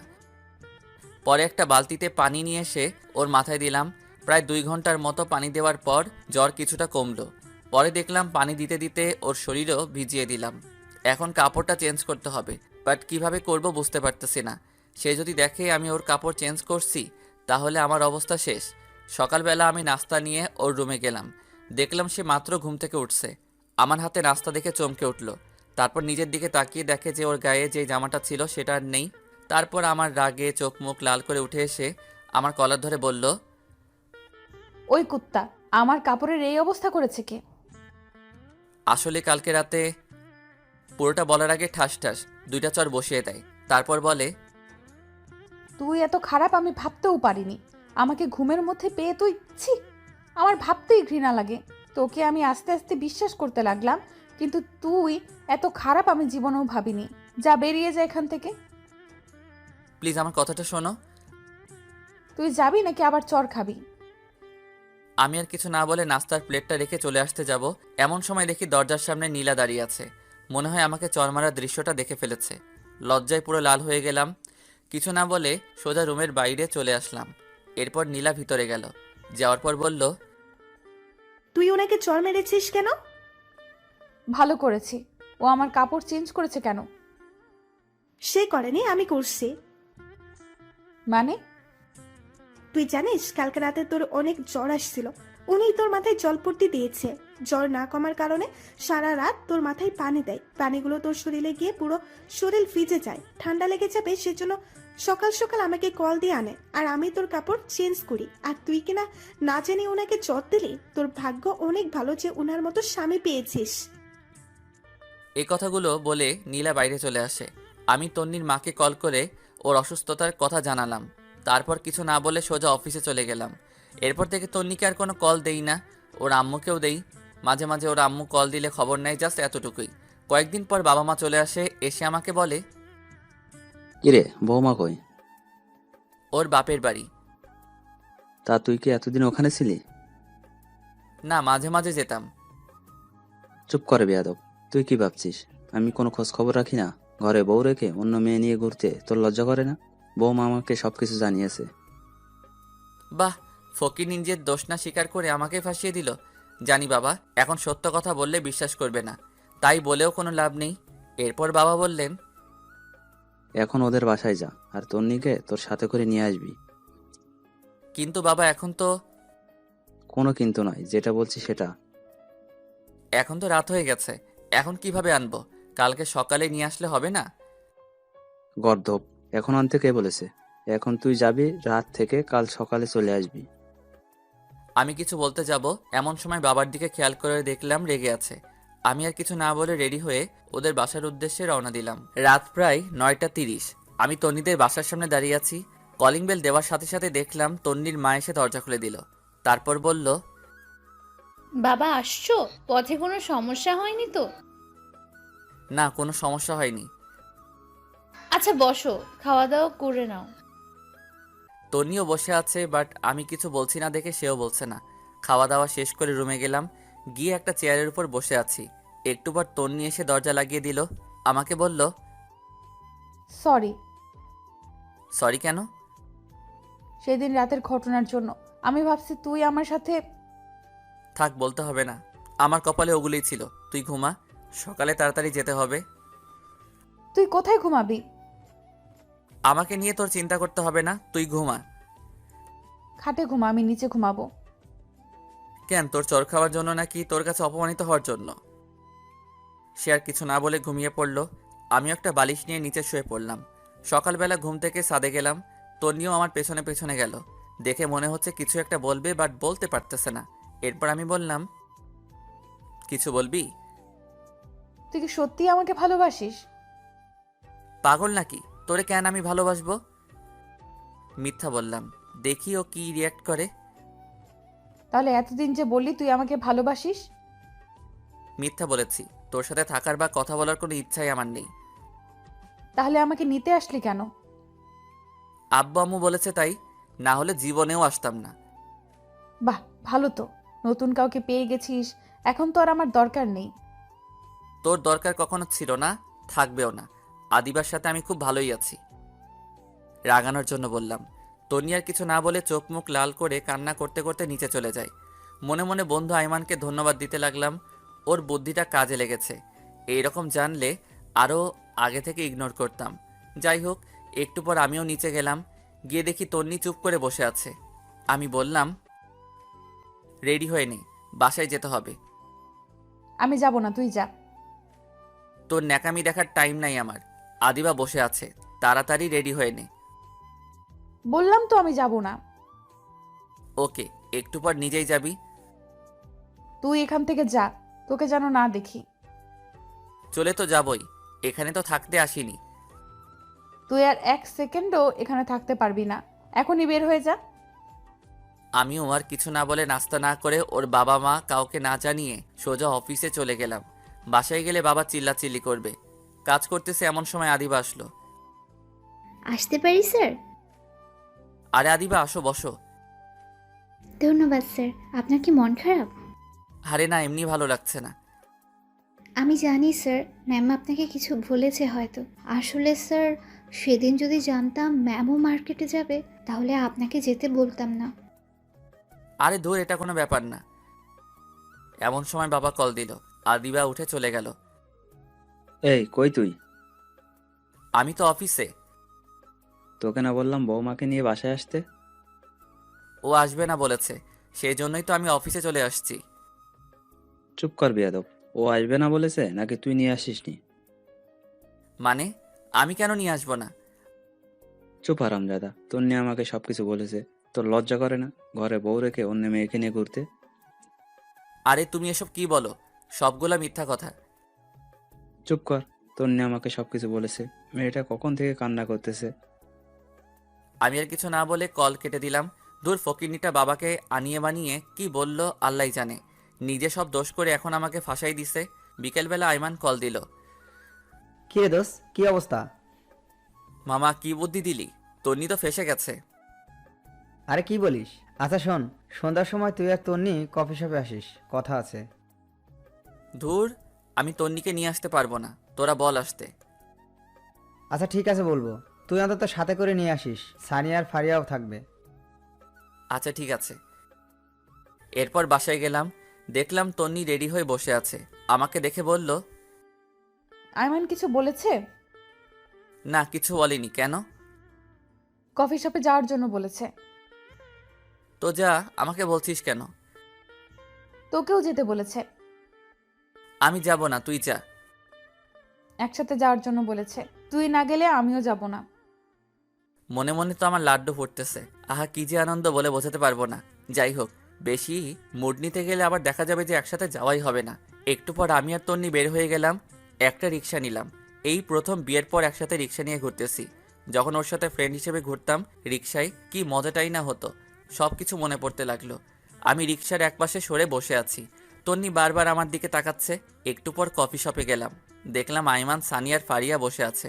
আমাদের দেখে বলল, বাহ, দুজনের এখন আসার সময় হলো। না রে, একটু কাজ ছিল তাই। বুঝি বুঝি, কি এমন কাজ? তন্নি গিয়ে ফারিয়াকে জড়িয়ে ধরলো। এদিকে আইমান আমাকে ইশারা দিতেছে, বলতেছে কাজ হচ্ছে। এমন সময় সানি বলল, দোস্ত শোন, তোরা থাক, আমাদের একটু কাজ আছে, যেতে হবে। সে কি, মাত্রই তো আসলাম, কফিটা খেয়ে যা। না রে, অনেক কাজ, সময় কম। আচ্ছা তুই যা, ফারিয়া থাকুক। না রে, ওরে ছাড়া আমার কোনো কাজ হয় না। ওর কপালে চুমু না খেয়ে কাজে মন বসে না। চুপ কর ফাজিল। আচ্ছা তোরা থাক, পরে কথা হবে। এ কথা বলে ফারিয়া আর সানি চলে গেল। আইমানও কেমন জানি ছটফট করতেছে। আমি বললাম, কিরে তোর আবার কি হইছে? আসলে দোস্ত, বাসায় একটা কাজ ফেলে এসেছি, এখনই বাসায় যাওয়া লাগবে। মানে কি, তোদের সবার কাজ আছে আগে বলতি? তোরা না বললি একসাথে কফি খাবি? তোরা খা, আমি একটু আসি। এ কথা বলে আইমানও চলে গেল। আমি আর তন্নি বসে আছি। একটু পর কফি আসলো, দুজনেই খেলাম। দুজনে নীরবতা ভেঙে তন্নি বলল, একটা কথা বলতাম। বলো। অনেকদিন কোথাও ঘুরি না, চল পার্কটাতে একটু ঘুরে আসি। আমিও কেন জানি ওর এই আবদারটা না রেখে পারলাম না। অনেকক্ষণ দুজন একসাথে হাঁটলাম, ভালো লাগলো। রাত প্রায় 8টা। বাসায় গেলাম, দেখলাম বাসায় কেউ নেই, কিন্তু দরজা খোলা। বাবা মা দুজনকে ডাক দিলাম, কারো কোনো সাড়া শব্দ নেই। তন্নিও ভয়ে কাঁদতেছে। একটু পর নীরবতা ভেঙে শুরু হলো আমাদের দুজনের মুখের উপরের স্প্রে মারা। আর সবাই একসাথে বলতে লাগলো, happy birthday Tonni, happy birthday to you. বাবা মা, সানিয়া, আইমান আর ফারিয়া সবাই একসাথে। দেখে তো আমরা পুরাই অবাক। আমি নিজেও ভুলে গেছি আজকে তন্নির জন্মদিন, কিন্তু বন্ধুগুলার মনে আছে। সেই জন্য তারা কফি শপ থেকে তাড়াতাড়ি চলে আসছে। তারপর বড় একটা কেক কাটা হলো। তন্নি সবার প্রথম আমাকে খাইয়ে দিয়েছে, আমিও খাইয়ে দিয়েছি। এক এক করে সবাই সবাইকে খাইয়ে দিয়েছে। এমন সময় তন্নি বলল, এতগুলো আয়োজন কে করেছে? সবাই একসাথে আমাকে দেখিয়ে দিল। আমি তো পুরাই টাসকি খেয়ে গেলাম।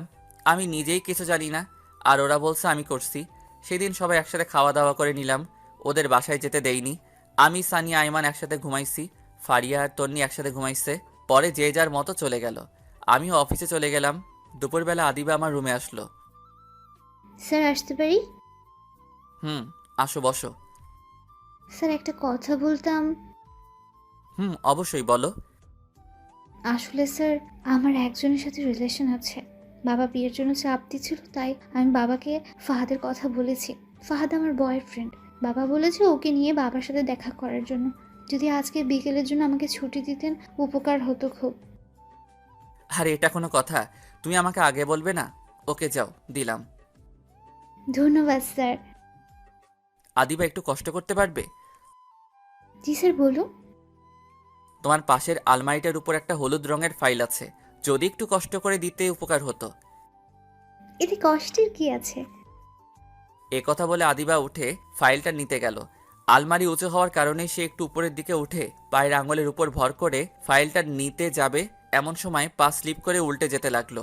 আমি তাড়াতাড়ি উঠে ওকে ধরে ফেললাম, আর এমন সময় তন্নি এসে উপস্থিত। আমাদের একসাথে দেখেই চিৎকার দিয়ে উঠল। দেখলাম হাতে একটা টিফিন বাটি, মনে হয় দুপুরের খাবার নিয়ে আসছে। ধুর শালার, কেন যে আদিবাকে ফাইলটার কথা বললাম। যদি না বলতাম তাহলে তন্নি হয়তো কিছু দেখতো না। আমি আদিবাকে ছেড়ে দিলাম। তন্নি রাগে চোখ মুখ লাল করে আমাকে বলল, ছি, তুই এত খারাপ?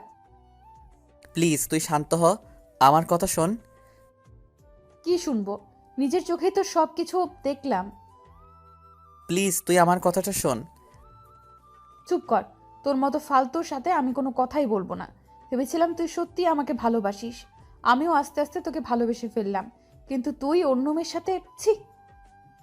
আমি কিছু বলতে যাব এমন সময় আদিবা বলল, ম্যাম শুনেন, আপনার ধারণা ভুল। তুমি চুপ করো। লজ্জা করে না অন্যের স্বামীর সাথে এসব করতে? যত সব ফালতু। ম্যাম আপনি আমাকে যা ইচ্ছে বলতে পারেন, কিন্তু স্যারকে কিছু বলবেন না। স্যারের কোনো দোষ নেই। চুপ করো তুমি। সেদিন তো শপিং করতেও দেখেছি তোমাদের, আবার বড় বড় কথা বলছো। লজ্জা করে না? ম্যাম আপনাকে সেদিন রাতে আমি অনেকবার কল দিয়েছি সত্যিটা বলার জন্য, বাট আপনিই কল ধরেননি। সেদিন আমি স্যারকে জোর করে শপিং করতে নিয়ে গেছি। আসলে এখানে আমার কেউ নেই, স্যারকে ভাই ডেকেছি। একটা কাজিনের বিয়ে ছিল, প্রায় 6 মাস পর বাড়ি যাচ্ছি, তাই বাবা মায়ের জন্য কিছু জিনিস কিনতে যাচ্ছিলাম। আর আপনি সেখানে আমাদের দেখে ফেললেন। স্যারকে সবার সামনে চড় দিলেন। জানেন সেদিন আপনার জন্য একটা নীল শাড়ি আমি কিনেছিলাম। স্যার অনেকবার বলেছিল আপনাকে নাকি নীল শাড়িতে ভালো মানায়। আপনাদের বিয়েতে না যেতে পারে একটা নীল শাড়ি আমি আপনার জন্য কিনে স্যারকে দিয়েছিলাম। বিনিময়ে আপনি স্যারকে চড় দিয়েছেন, নয়তো অপমান করেছেন। সেদিনের কথা বাদ দাও। আজকেরটা তো আমি নিজের চোখেই দেখলাম। আজকে কি ছিল তাহলে? আমার একজনের সাথে রিলেশন আছে। বাবা চাইছে তাকে বাবার সাথে পরিচয় করিয়ে দেওয়ার জন্য। আমি স্যারের কাছে এসেছি বিকেলবেলা ছুটি দেওয়ার জন্য। স্যার আমাকে ছুটি দিয়েছে। আমি চলে যাওয়ার সময় স্যার ফাইলটা দিতে বললেন। আমি ফাইলটা নিতে গিয়ে পড়ে যাচ্ছিলাম, এমন সময় স্যার আমাকে ধরে ফেললেন। শুনেন, একটা কথা বলি, আপনার কপাল অনেক ভালো যে আপনি ওনার মতো একজনকে নিজের জীবনসঙ্গী হিসেবে পেয়েছেন। আপনার মতো মেয়ের কোনো যোগ্যতা নেই ওনার সাথে থাকার। নিজেকে তো অনেক কিছু মনে করেন, এগুলো বাদ দিয়ে ভালো হওয়ার চেষ্টা করুন। আদিবা এ কথাগুলো তন্নিকে বলে চলে গেল। দেখলাম তন্নির চোখে পানি চলে আসছে। আমি এতক্ষণ কিছুই বললাম না, চুপচাপ দাঁড়িয়ে দুজনের কথা শুনছিলাম। আদিবার কথাগুলো অনেক ভালো লাগলো। মনে মনে কয়েকবার ধন্যবাদ জানালাম। একটু পর তন্নি আমার দিকে তাকালো, চোখ মুখ লাল হয়ে আছে। তারপর আমাকে বলল, নিজেকে খুব চালাক মনে করিস তাই না? মানে? তুই কি ভাবছিস আমি কিছুই জানি না? কি জানিস তুই? এই যে এতদিন অবহেলার নাটক করেছিস, আমার সাথে খারাপ ব্যবহার করেছিস, নিজেকে হিরো ভাবছিস? মনে মনে ভাবলাম তন্নিকে এগুলো আবার কে বলে দিছে, শালা আইমাইন না বলে দিল নাকি? এরপর আমি বললাম, এগুলো সব মিথ্যা কথা। আমি যা করেছি মন থেকে করেছি। তোকে এই কথাগুলো কে বলেছে? তুই কি ভাবছিস এরা শুধু তোর ফ্রেন্ড? আমার ফ্রেন্ড না। পারি আমাকে সব কিছু বলেছে। শালার মেয়েদের পেটে কিছুই হজম হয় না। কি দরকার ছিল তন্নিকে এগুলো বলার? তারপর আমি বললাম, তোকে এই কথাগুলো ফারিয়া বলেছে? দেখ ওর কি হাল করি। কি করবি তুই ফারিয়ার? এ কথা বলে আস্তে আস্তে এগুতে লাগলো। আমি বললাম, কি ব্যাপার, তুই এদিকে কেন আসছিস? কেন এসেছি তাই না? দেখ একদম কাছে আসবি না, আমি কিন্তু চিল্লাচিল্লি করব। কর চিল্লা চিল্লি, দেখি কে আসে। আমি পিছাইতে পিছাইতে দেওয়ালের সাথে লেগে গেছি। এ কি করছিস তুই? বলার আগেই ঠোঁট দিয়ে আমার ঠোঁট চেপে ধরলো। আমার পুরো শরীরের লোম দাঁড়িয়ে গেল। কিছুক্ষণ এভাবে থাকার পর আমি তন্নিকে একটু দূরে সরিয়ে দিলাম। বললাম, এই তুই কি পাগল? এটা আমার অফিস, বেডরুম না। যদি কেউ দেখে ফেলতো? দেখুক, তাতে আমার কি? খাইছিস? মাত্রই তো খাইলাম। আর দূর, এটা না। দুপুরে খাইছিস? না, তোর জন্য রান্না করে নিয়ে আসছি। তুই করছিস নাকি আম্মা করছে? দুজনেই করছি। তুই এত কথা বলছিস কেন? আচ্ছা ঠিক আছে, বলবো না। তুই ফ্রেশ হয়ে আয়, একসাথে খাবো। ওকে। এরপর তন্নি ওয়াশরুমে চলে গেল। আমি মনে মনে ভাবছি অবশেষে তন্নি লাইনে আসলো। হারামি বন্ধুগুলো না থাকলে হয়তো কিছুই সম্ভব হতো না। একটু পর তন্নি বাইরে আসলো।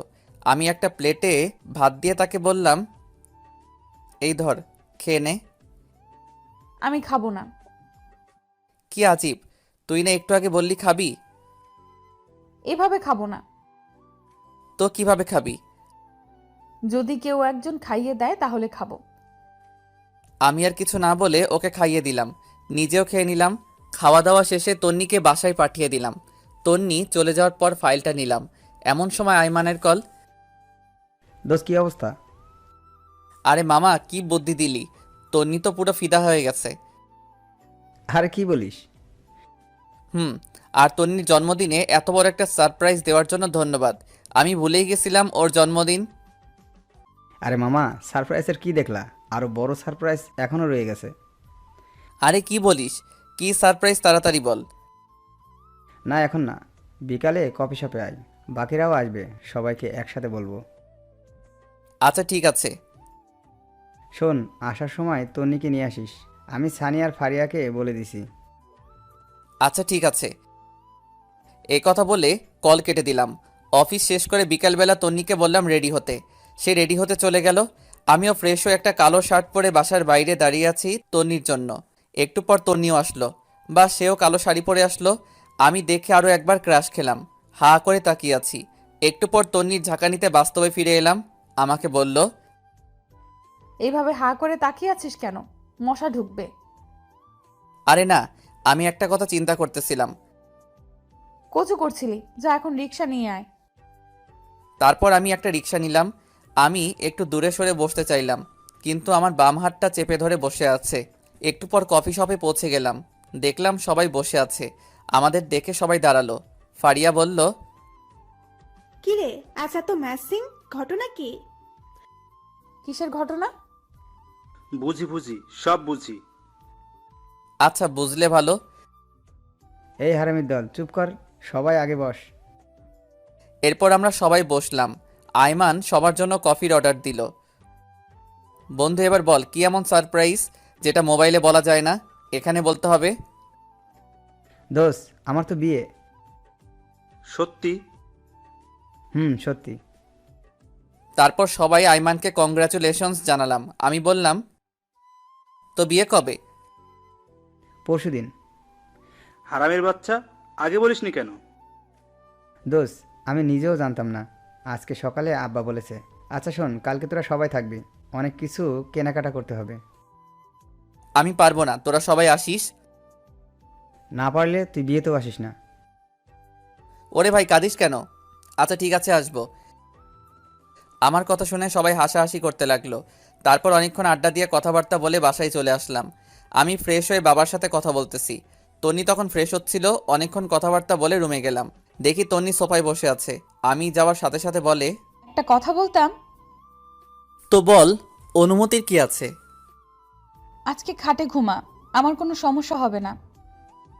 কেন, চর খাওয়ার জন্য নাকি? দেখ, এগুলোর জন্য সরি। তুই খাটে ঘুমা, আমার সমস্যা হবে না। দরকার নেই, তুই ঘুমা। এই কথা বলে আমি সোফায় ঘুমিয়ে পড়লাম। তন্নি মন খারাপ করে বিছানায় ঘুমিয়ে পড়ল। পরের দিন তন্নির ডাকে ঘুম ভাঙলো। উঠে ফ্রেশ হয়ে নাস্তা করলাম। রুমে যাওয়ার পর আয়মান কল দিল। হ্যালো দোস্ত, কই তোরা? তাড়াতাড়ি আয়, আমরা সবাই ওয়েট করতেছি। দোস্ত, আমি না আসলে হয় না? তন্নিকে পাঠিয়ে দিব? ওকে, তুই আমার বিয়েতেও আসিস না।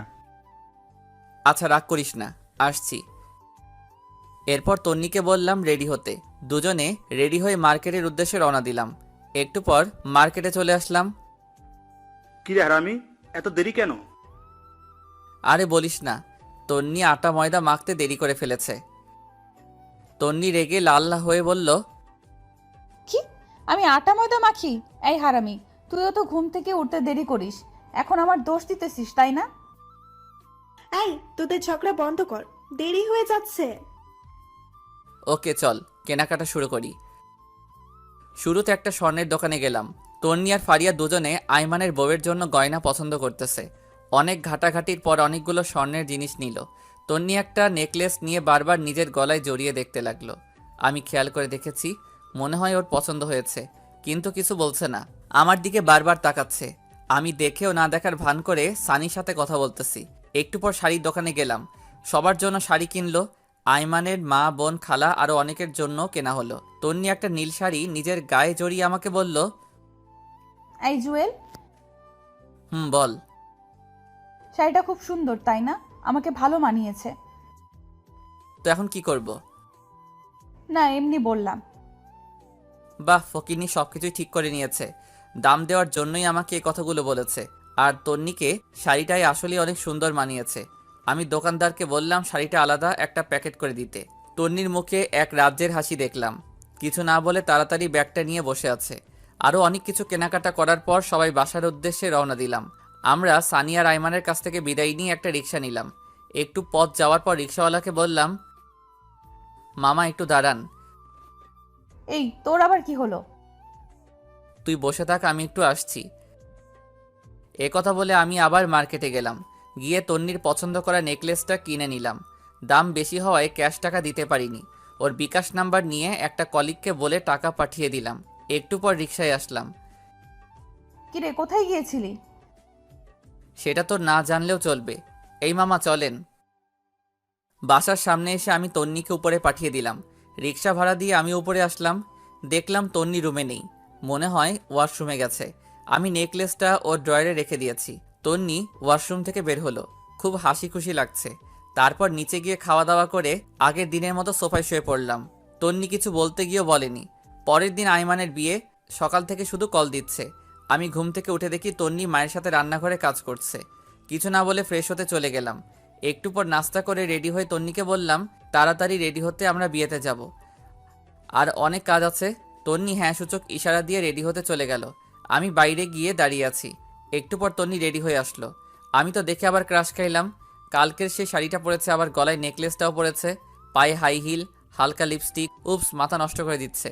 আমি হাঁ করে তাকিয়ে আছি। একটু পর বুঝলাম কেউ একজন আমাকে ধাক্কা দিচ্ছে। কিরে, অমন হা করে কি দেখছিস? মনে হয় আগে কোনোদিন আমাকে দেখিসনি। দেখেছি, তবে আজকে একটু অন্যরকম লাগছে। তন্নি লজ্জায় লাল হয়ে যায়, দেখতে আরো বেশি কিউট লাগছে। তারপর একটা রিক্সা নিয়ে রওনা দিলাম। তন্নি আমার বাম হাতটা চেপে রেখেছে। একটু পর বলল, ধন্যবাদ। হঠাৎ ধন্যবাদ? এই যে আমার পছন্দের নেকলেসটা নিলি তাই। এখানে ধন্যবাদ দেওয়ার কিছু নাই। তুই কি কালকে দোকানে আমাকে খেয়াল করেছিস? একটু একটু। কথা বলতে বলতে আমরা আবার মার্কেটে যাই। বিয়ের জন্য একটা গিফট নিলাম। এরপর আইমানদের বাসায় চলে গেলাম। সারাদিন খাওয়া দাওয়া আর মেহমান নিয়ে বিজি ছিলাম সবাই। সন্ধ্যার পর আইমান এসে আমাকে বলল, দোস্ত, একটা কাজ করতে হবে। কি কাজ? দোস্ত, তুই আর তন্নি আমার বাসার ঘরটা সাজিয়ে দে।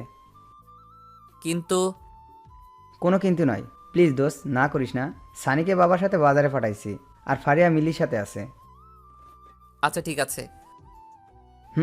এখানে ফুল আর সব জিনিস আছে। বাবা থাকলে বাবাই তোকে বলতো, আর আমার তো একটু লজ্জা লাগছে, তাই কাউকে বলতেছি না। হইছে, আর লজ্জা পেতে হবে না, যা আমি দেখতেছি। এরপর তন্নিকে খুঁজতে লাগলাম। দেখলাম নতুন বউয়ের সাথে সেলফি তুলছে। সারাদিনে কয়েক হাজার সেলফি তুলেছে, তাও মন ভরেনি। আমি ইশারা দিয়ে ডেকে নিলাম। তারপর এসে বলে, বল, কেন ডেকেছিস? আরে বাসর ঘর সাজাতে হবে, এখানে নাকি কেউ পারে না? আরে কি বলিস, এখনো সাজাইনি। সাজালে কি তোকে ডাকতাম? আচ্ছা ঠিক আছে, চল।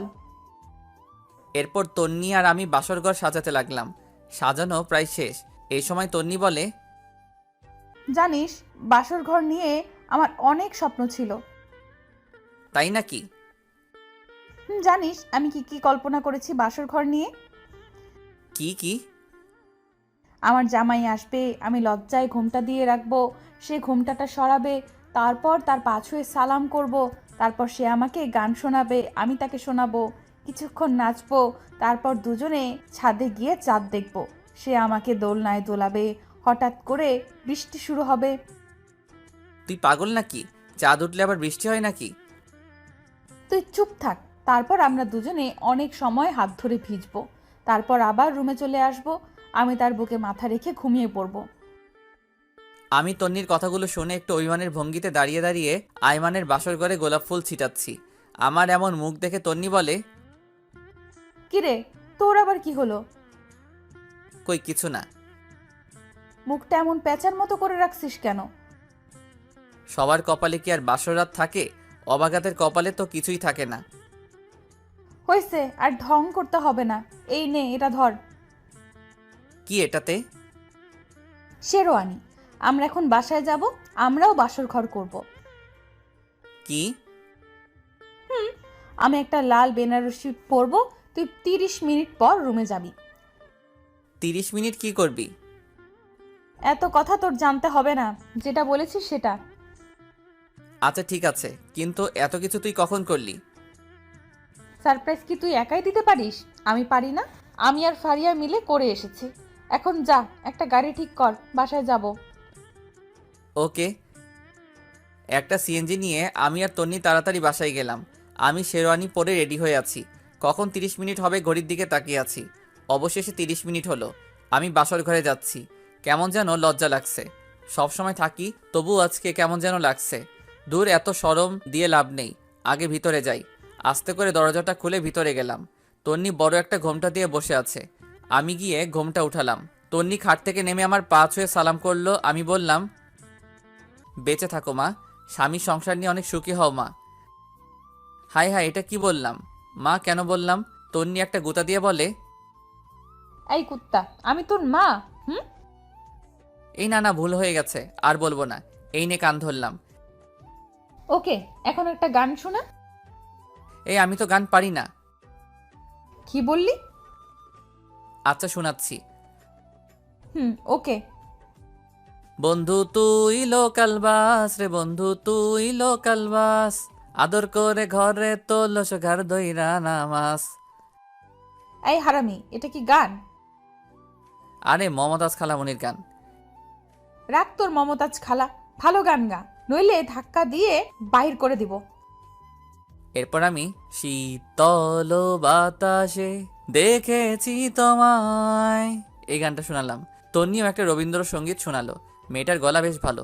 এরপর বলল, আয় একটু নাচি। ধুর, আমি নাচ পাই না।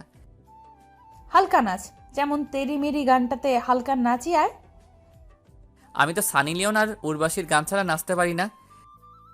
মায়ের খাবি কিন্তু। এরপর উড়াধুরা কিছুক্ষণ নাচ দিলাম। আমি তো হাসতে হাসতে শেষ। তন্নি বলল, চল ছাদে যাব। ঠিক আছে চল। এইভাবে না, আমাকে কোলে নিয়ে চল। কি আর করা, ওকে কোলে নিয়ে ছাদে গেলাম। একটু পর বললাম, এই তুই কি খাস? ওরে আল্লাহ, এত ওজন তুই!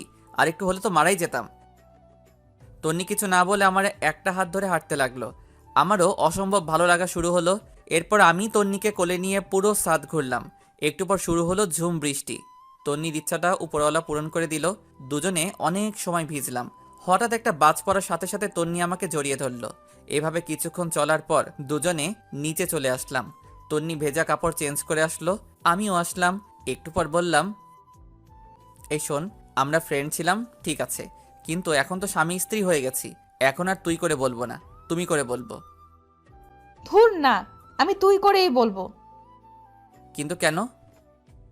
আচ্ছা ঠিক আছে, সবার সামনে তুমি করে বলবো, আর এমনিতে তুই করে বলবো। আচ্ছা ঠিক আছে। আচ্ছা শোন, আমার না অনেক ইচ্ছা আমার টুইন বেবি হবে। তাই নাকি? তাহলে তো আমাকে ডাবল কষ্ট করতে হবে। কেন? একটা ছেলের জন্য যে কষ্ট করতে হবে, দুজনের জন্য তো ডাবল কষ্ট করতে হবে, তাই না? এই, তোর মতলব কিন্তু আমি বুঝে গেছি। তাই নাকি? তাহলে তো ভালো। এই খবরদার কাছে আসবি না।